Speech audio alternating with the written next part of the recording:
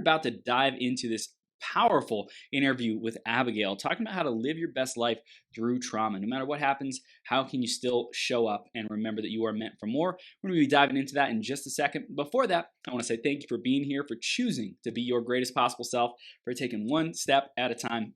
And if you are a woman who's seeking and committed to creating more empowerment, more empowering environment, a sisterhood, growing yourself, and being in the presence of like-minded people who are all out to transform their lives and grow into the greatest possible selves that they can be, definitely get your butt to Meant for More. It's Petya Kolibova's event that's coming up in April 24th, 25th, and 26th. It's going to be a blast. I'd love to see you there. Just go to meantformore.live. You can get access to more info about that and details. It's in Las Vegas. Looking forward to seeing you there. Next up is our iTunes review of the week. This week it is J Inspiration, who says, greatest possible podcast. Chris is committed to being his best, his guests being their best, and his audience being inspired to take action to transform lives. I love it, J Inspiration. Thank you so much for that review. And if you are out there listening, you want a chance to get shouted out on a future 12-hour live stream, go to beergps.com/iTunes or search Greatest Possible Self on the Apple Podcast Store. You can leave us a review, subscribe, keep getting all these amazing updates and interviews like the one we're about to do with Abigail, and just keep taking one step at a time into your GPS. I'm going to introduce Abigail in just a second. Before that, grab a piece of paper, grab a pen, be ready to take notes, because one of these ideas could be the thing that really transforms everything for you, that blows it all open in a really, really great way. So definitely stick around all the way through to the end, because one idea has the power to change everything for you. Abigail is a mother, wife, brand influencer, and former corporate marketing manager who started a home-based business 23 years ago. She launched a promotional products distributorship that grew quickly and grossed $1.2 million in her second year, putting her in the top 5% of her industry. She attributed her success to one simple strategy: ask for a seat at the table. Show up as a problem solver and the business will come. And it did. 7 years ago, she refocused from logoed merchandise back to her marketing roots, using foundational marketing practices that led to successful launches, rebranding, and market share increases. She started working with coaches and small business owners, helping them create branding that is authentic and compelling, marketing that builds trust with their ideal clients, and establish sales conversations that bring in more customers and makes the business more money. There's so much more beyond that, but we are just going to dive right into this epic interview. Abigail, are you ready to rock the house? I hope so. I've been having internet issues, so I'm hoping everything is okay. I'm into a bedroom where the modem is, so Yeah. as close as I can. Yep, it's looking like it's still cutting out a little bit. I'm wondering if there's anything that we could do to strengthen the connection, or maybe if you hop out of the Zoom and then hop back in, that might make a difference. No, it's not going to help. Okay, cool. Yeah, I know what'll work and what won't, and that's not. It's for some reason we've had terrible storms here all day. I live in South Carolina. Yeah. So that it's it could just be internet is impacted because of the weather. Sure. Well, it looks like it's working now, so I'm sure everything will work out, all working perfectly. So Abigail, we'll just dive right in. The theme today is you are meant for more. What does that mean for you, Abigail?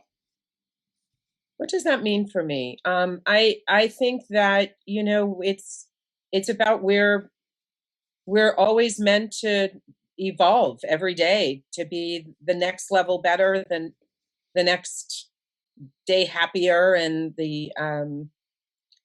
I think we're here to take as much as we can and give as much as we can back. So always wanting more or better, and I don't even mean that from a greedy perspective, but just in terms of our own awareness. Yeah, I like it.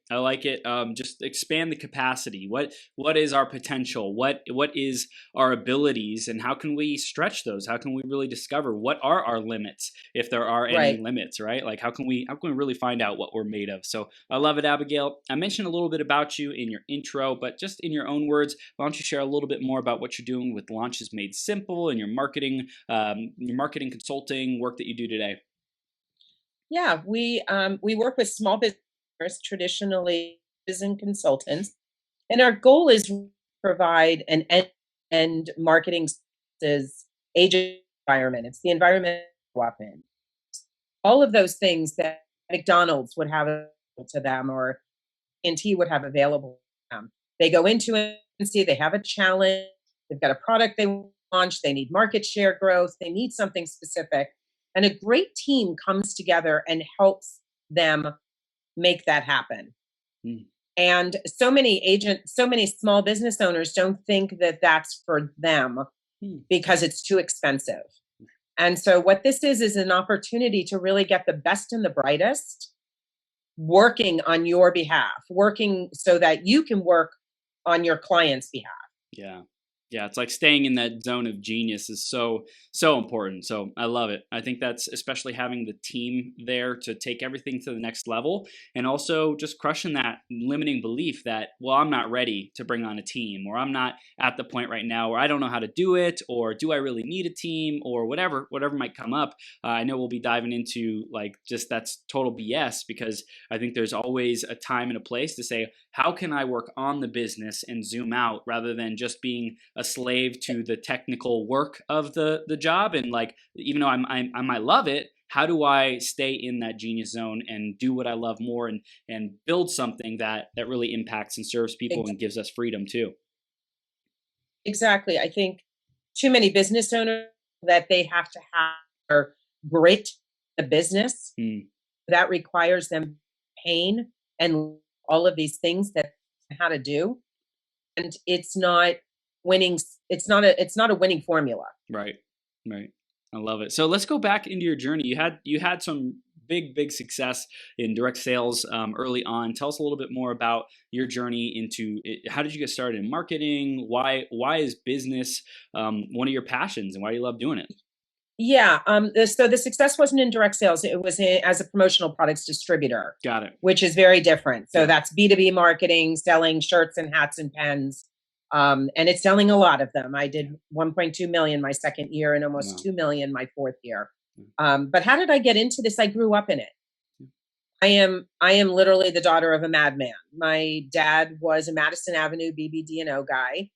My mother ran a home-based business owner in 1966. She started a home-based business. And a lot of the business that they did was because they had joint clients. So our dinner conversation revolved around, what was going on with the sales sheets, and if all the literature shown up, and where they get to start the fulfillment job. With making it in my house, I grew up part-time for my dad. I had a guidance counselor ask me when I was 15, what was I going to college, number one, and what was I do? And I looked at him like he had sick, and I said, marketing, like, is there anything else? Somebody who's raised everybody as a doctor in their family, and they just want to be a songwriter. Right. I just wanted to follow in the path of my parents. Yeah. That's what I did. Wow, beautiful. And then like just what was it like in the beginning? What were some of the challenges that you faced wanting to be a powerful business woman, that like, or you saw your parents being these powerful business people producing results? What challenges did you brush up against in the beginning as you learned the ropes? I think one of the reasons why I'm so hot and heavy about asking for a seat at the table is because, in the beginning, when you're a lowly little assistant account executive, and, Citibank comes in and they're bringing the president of the company and the new product they're about to launch, and you're sitting like in a corner, you're not anywhere near the table, Right. but you're like in a corner and you're allowed to be seen and not heard. All of those things that I was raised around, like, good girls are seen and not heard, and they're, they kind of take copious notes, and they're there to serve, and all of that. And so I remember the president asking a question, and I answered it. I thought I got the stink eye from my boss, and he looked at me and he didn't say anything. Thank goodness he didn't try to, walk it back.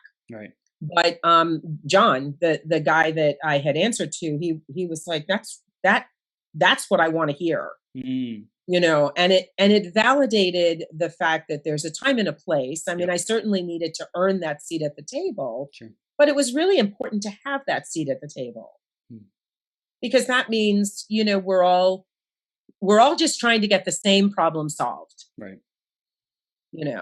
As opposed to like having all the magic happen, once the client leaves the room. So, I mean, and I'm 60. I just turned 60 a couple weeks ago. Uh-huh. And I did grow up in a a very interesting time for women, because some of us really had to take the bull by the horns and pave the way for a lot of the women who are now showing up, just feeling like they've got a seat at the table already. I mean, we earned that seat at the table for this next generation, just like our mothers earned their seat in the room. Yep. Not at the table, right? Yep. So, yeah, just to have existence validated. Right. Yeah. And we're lucky because the advertising world has always been female friendly. Unlike, we make good researchers, we are task oriented, we are problem solvers and consensus builders as a sex, as a gender. Yep. And so the advertising world wasn't really a place where somebody said, oh, that idea came from a woman. That doesn't, and it would be not validated. Right. But we just had to work hard. I mean, it's like, what does Ginger Rogers say? I did everything Fred Astaire did in heels and dancing backwards. I mean, we really did have to show up 100% every single day. Wow. Wow, it's beautiful. So I want to talk about, in these last decade or so, really evolving your business model, because we heard about those early years. What caused these changes and pivots for you, and how did you navigate those?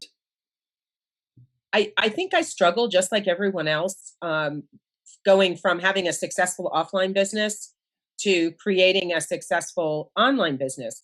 I still get the majority of my business through offline channels. Yep. I do a lot of speaking. I network a lot. I will reach out and actually cold call, chamber contacts and things like that. That's awesome. But what I've used social media for is, damn it, I'm going to make it a platform for good if it kills me. That's right. I avoid the religious, political, snarky, like, let's just be catty posts. I spend a lot of time in groups, and I answer questions I can answer with the same practical approach I bring to working with my clients. Yeah.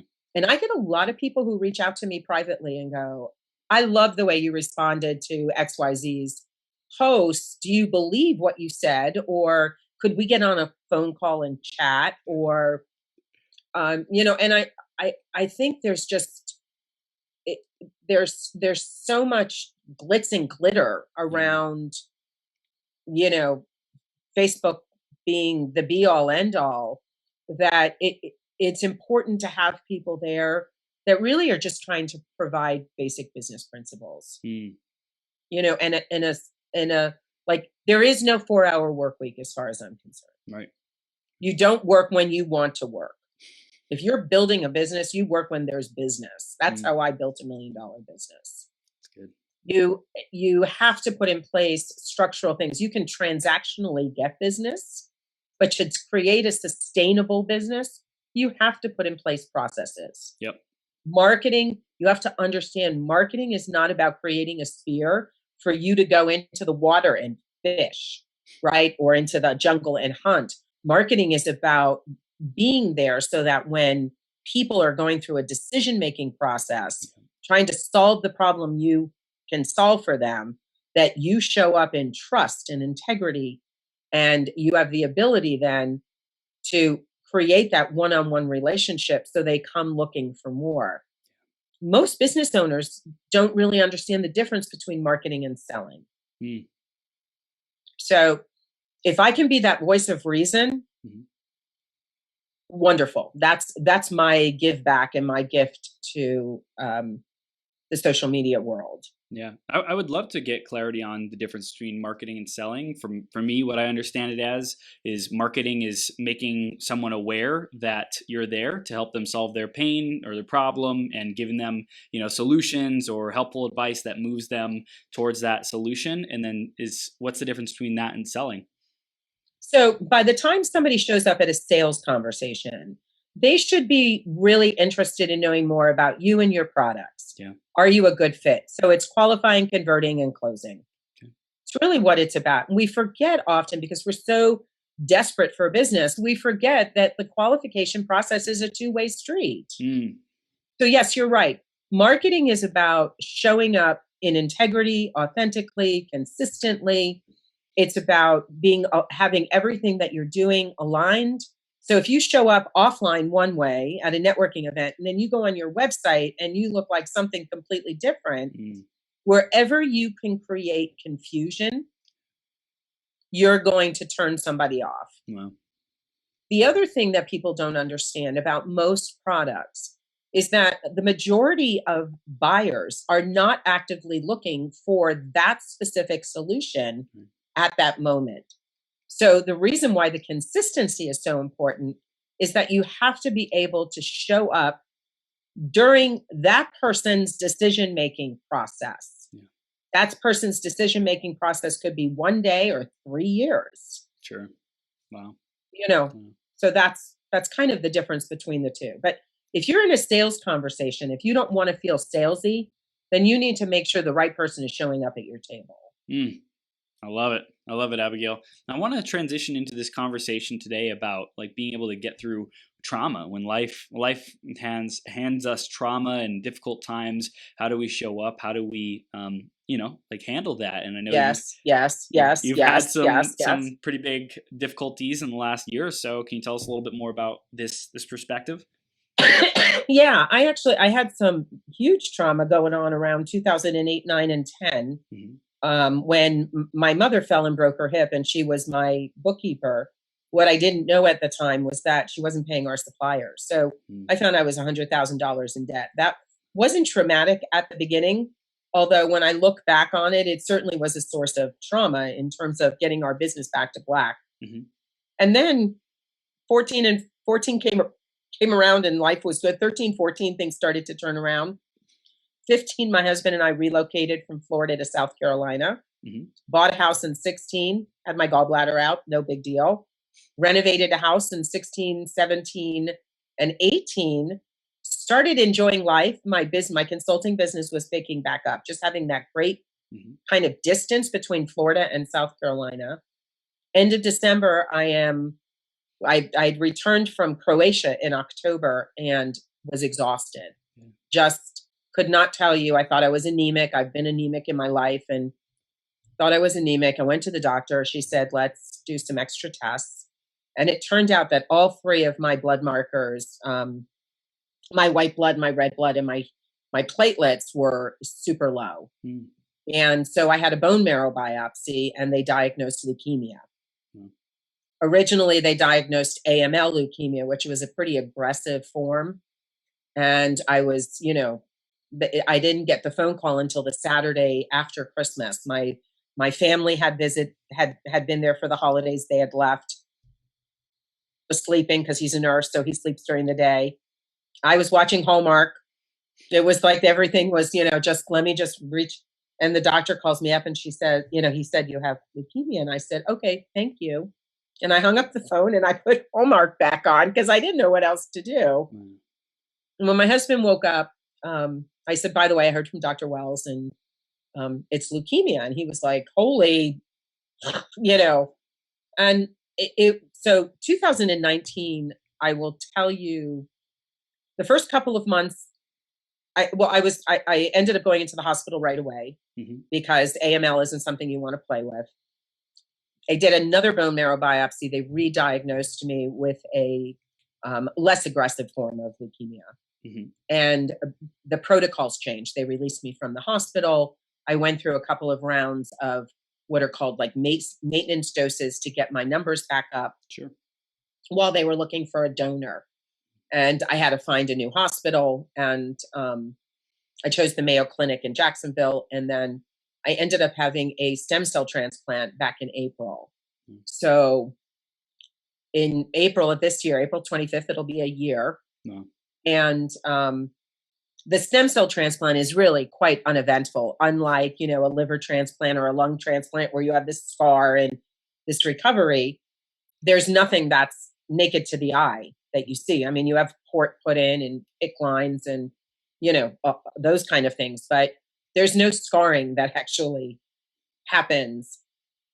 And the process, I got very lucky. My brother was my donor. Wow. I'm 12 years younger than the average person who contracts MDS.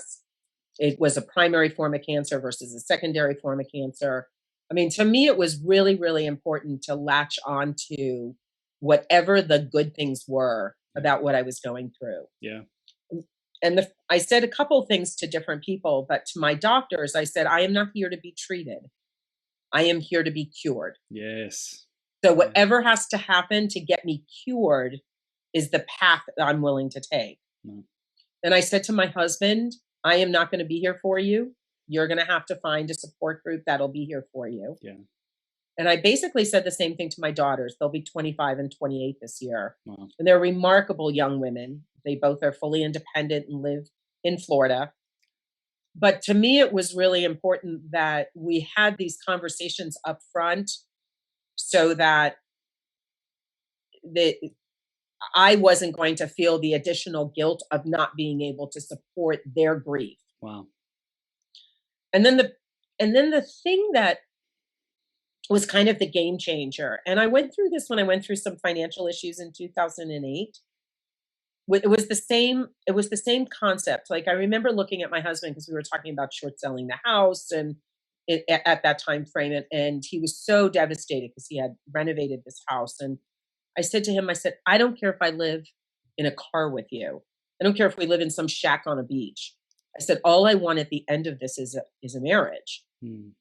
So to really understand what that end goal was is super, super important. Wow. And, somebody who's going through trauma, they're going to say, well, my goal is to get healthy. And you know what? That's not the goal. My goal was to be cured.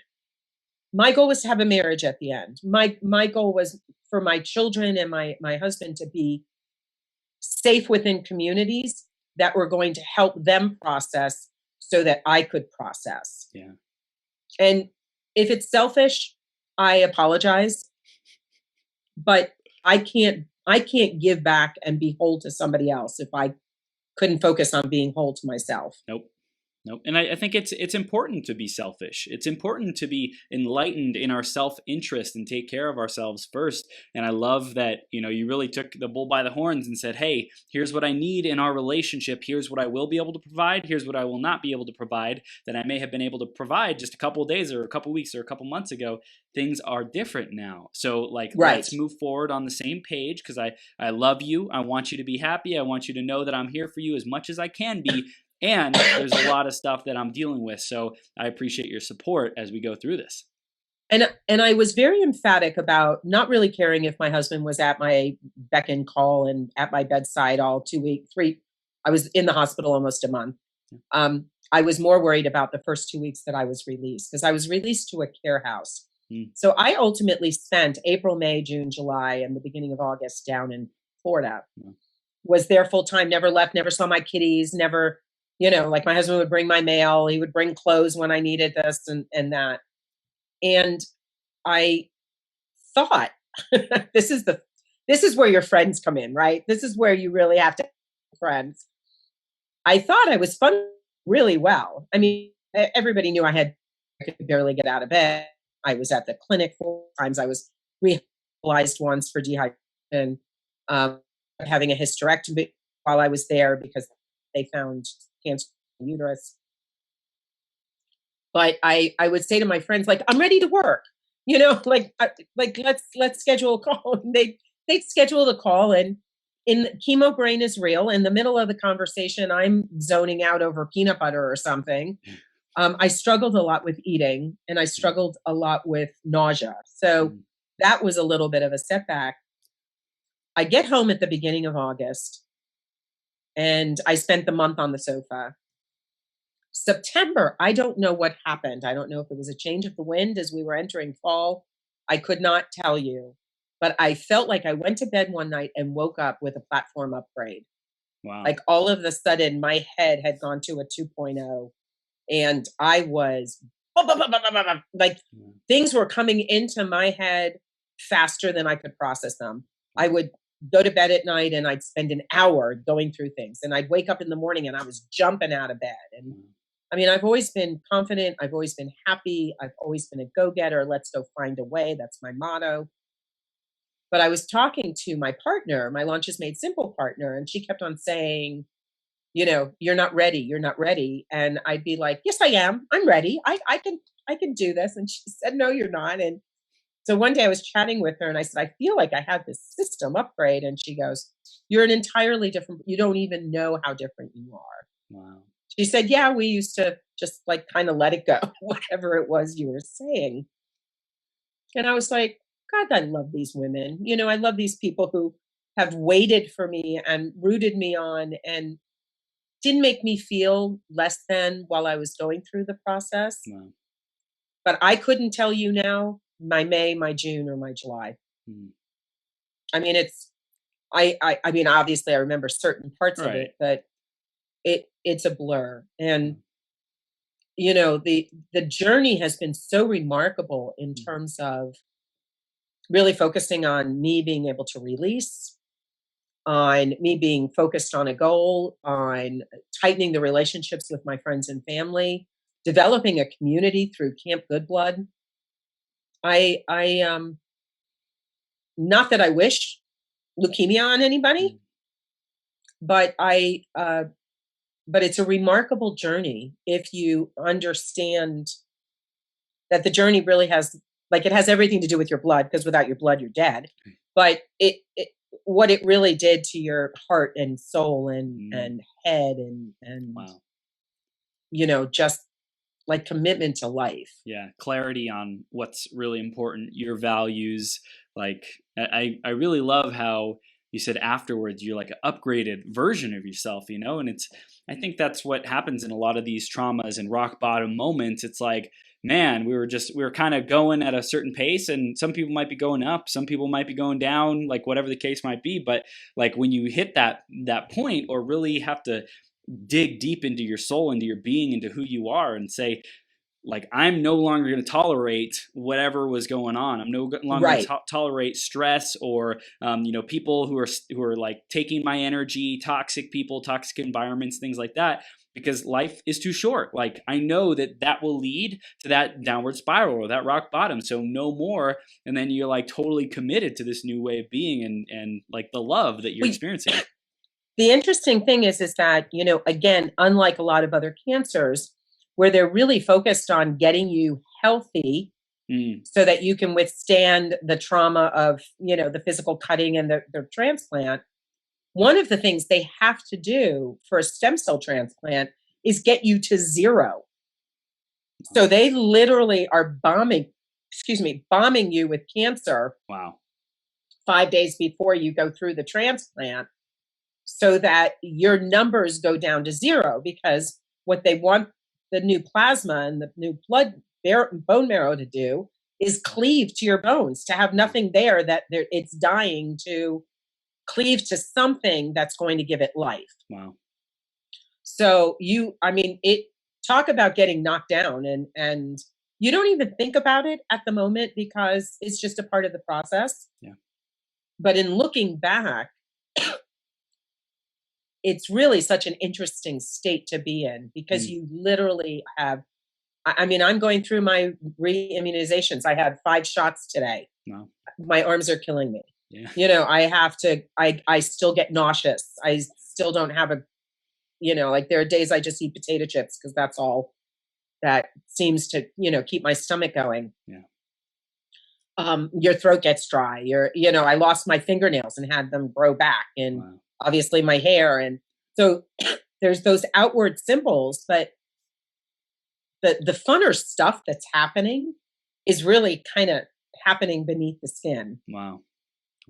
So. Wow. I'm curious, for someone who is either going through trauma right now, or even to prepare our audience who isn't necessarily going through something super difficult right now, but at some point in the future will have some kind of hardship or difficulty. Like you mentioned about having a goal at the end, like really being focused on that. Is there anything else you'd recommend about being able to handle trauma or difficult situations powerfully? Get to acceptance as quickly as you can.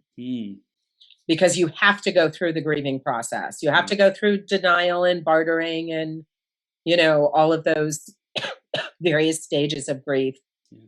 But acceptance is really the only place where you get into possibilities.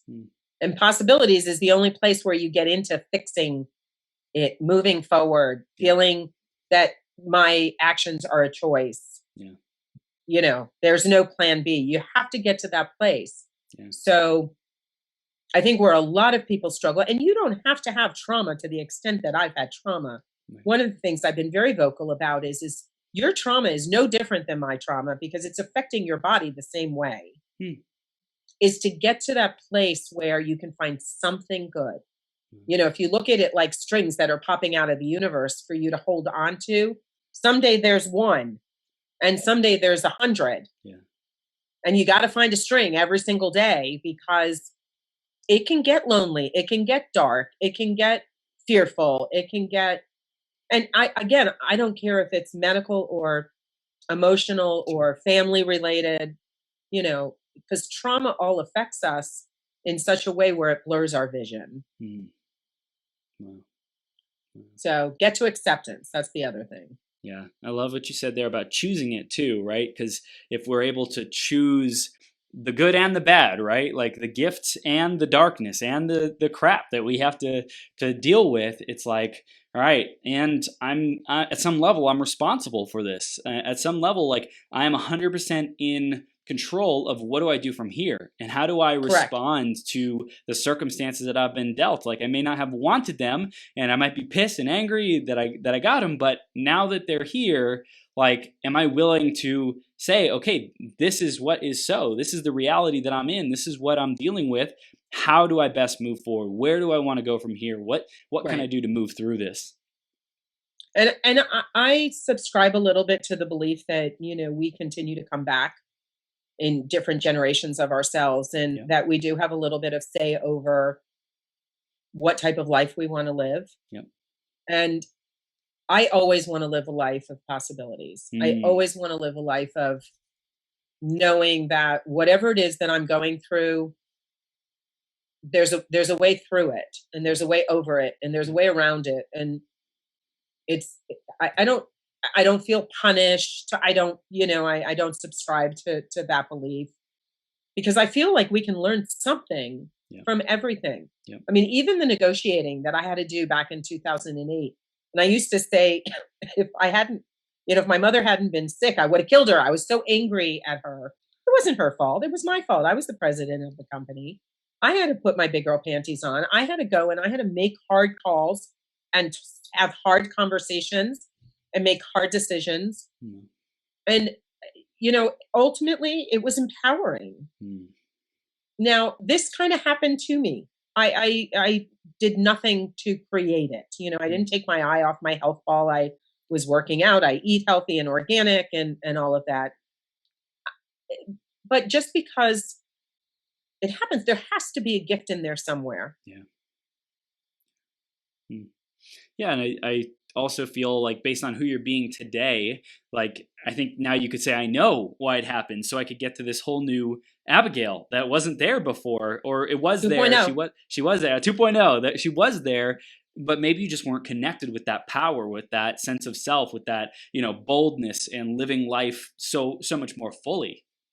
Exactly. And let's face it. I mean, you're a child of the 60s and 70s, and we do bring a lot of beliefs with us. I hope my daughters in their 20s, being children of the 90s and thousands, that they come with a little more self, sense of self and what works and what doesn't. And I sacrificed a lot. I gained a ton of weight. I mean, I've lost a ton of weight. It's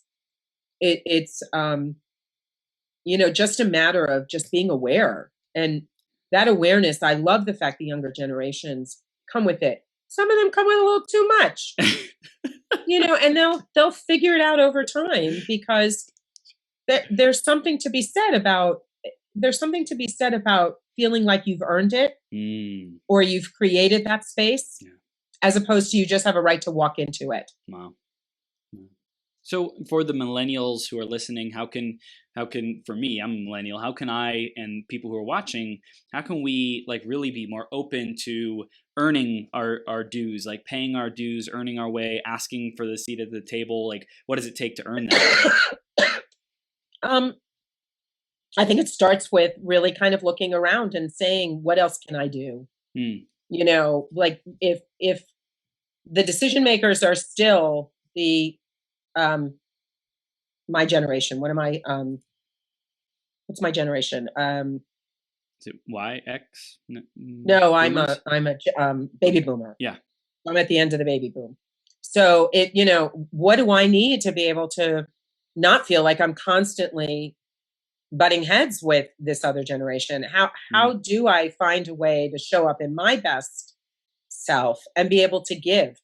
I mean, one of the beautiful things about millennials is how loyal they are to Mm. their friends and to their communities, and how they really do want to make a difference. And part of it is, making a difference in the right way, Mm. right? And part of it is really showing up, not just getting so overzealous about a particular topic, but realizing how does that impact other things Yeah. in the Mm. process. So, I mean, I have two very hardworking millennials, so I can't. Everything I hear about millennials, I usually disagree with because my daughters work their tootsies off.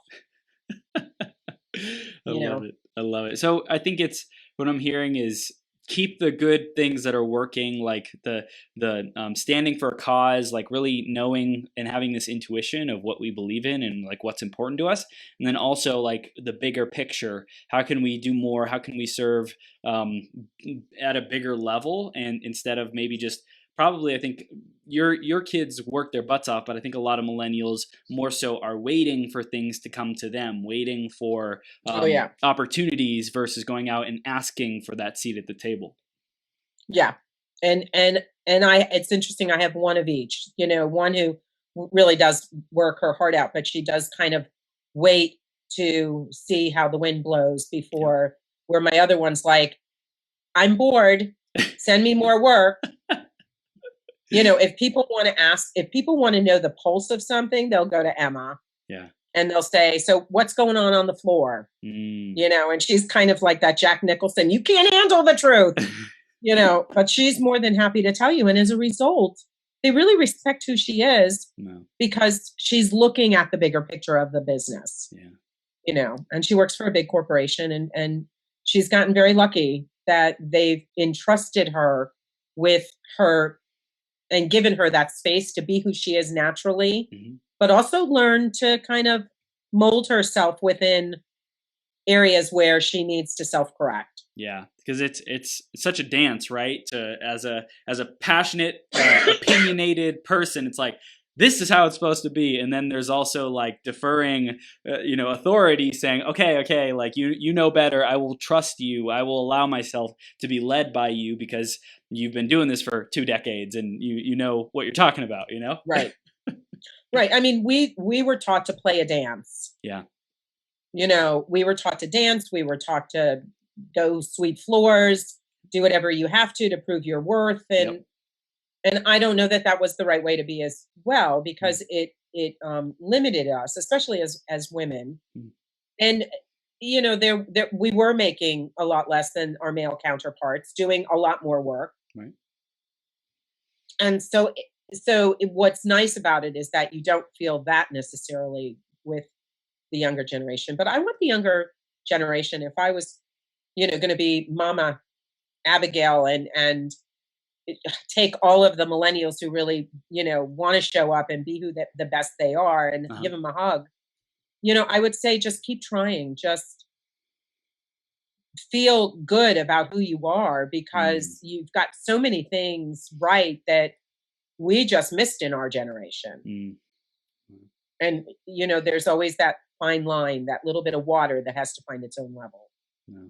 That's powerful, Abigail. I want to wrap up with just any final words on getting our message out into the world, the marketing aspect and launching. I know there's so much that we could dive into around that, but just in terms of today, what you're seeing on social media and to launch a product or service or offer out into the world, what do you think are some key things that our audience should know? Consistency is absolutely important. You have got to show up consistently. Um, you really have to know who you are and what you do and why you do it. And that's struggle. The generations struggle with that. I mean, so it's the age-old problems are still the age-old problems. You have to understand what the problem that you're truly solving. In the old days where you would meet somebody at a networking event or maybe a trade show or something, they had a chance to get to know you. Then maybe they ran into you in the grocery store. Maybe your children played soccer together. You don't have those various touch points where people can show up a certain way and, kind of reinforce that image, or you can meet other people who you know in common. When you're a stranger on the internet, you're a stranger on the internet. Yep. So it's really, really important to get those foundational elements worked on. Strategy, a little bit of strategy goes a long way. Yeah. And I hear just when you do the foundational work, when you know who you are, then you're not guessing at what is going to work in my marketing or my approach. I mean, there's always an element of experimentation, but you're like, because I am this person and because this is the way we do things at our company, then of course this marketing effort or initiative or, strategy is in alignment with that. So like, let's give it a shot. Right. And I mean, and the biggest thing I say to anyone is we all have versions of ourselves. We have lousy versions of ourselves, the person that gets out of bed and starts stepping on the cat and go, leave me alone. And we've got amazingly super versions of ourselves. Yeah. And we get to choose how we show up every single day. So try to focus on showing up as a better version of yourself than a worse version of yourself. Yeah. Like that's a conscious decision. You don't have to do a Facebook Live in the middle of a dirty bed. And it matters to people. And they might say, well, it doesn't matter to the people who I'm authentically being authentic with. But you know what? It kind of does, because if you're not being around authentic people you want to be around, maybe those people were turned off by the fact that you think you can do a video in an unmade bed, Plus, it's like, what do I want to role model for people? Do I want to role model messiness? Is that what I want to spread and produce? It's like, it's more of the why behind it. Why am I going to do it in a made bed? It's not to prove to people that I'm nice and clean. It's like, no, it's because that's who I am, and that's the type of environment in a world that I want to live in. I want people to make their beds. It's a good habit. Right. Exactly. Yeah, you're right on. So I agree. I love it, Abigail. So let's wrap up. If there's any final takeaways, you can share that. Just drive home the point of how to show up in spite of traumas or marketing, whatever you want to touch on. And then we can tell them how they can stay connected with you so our audience can continue their journey with you. Yeah. So in terms of showing up, I mean, again, be your best person. That's what I would say. I would say be consistent, really understand the problem you solve and why you solve it. In terms of reaching me, I'm easy. Launches Made Simple. Abigail Tiefenthaler. I'm on Facebook and LinkedIn and Instagram, and my phone number and my email are actually on my websites and on my social media pages. Like, if you need me, there is no excuse for you not to find me. Wow. I love it. And I love what you said earlier about you work when the business like wants you, when it comes to you, like that's when you're available. Yeah. I mean, I talk to a lot of business owners. Well, I really only want to work from 10 to 12 on Mondays and Thursdays. I'm like, well, good luck with that. Because I took phone calls on Tuesdays at 8:00 at night, and Sundays I took a call at 2:00 in the morning, because that's when clients needed me. Yeah. Yeah. And So, I love it because you have the track record. You're serving so many people, Abigail. So again, our audience, you can go to launchesmadesimple.com and Abigail Tiefenthaler, and that's Abigail, and then last name is Tiefenthaler. And of course, you can find that on the show notes. Abigail, thank you so much for being here, and just so grateful for you being a great mom, for you serving your clients so powerfully, and sharing about this Abigail 2.0 upgraded version. And I'm excited to see what keeps flowing through you in this new level of awareness and commitment to impacting people's lives. Chris, thank you.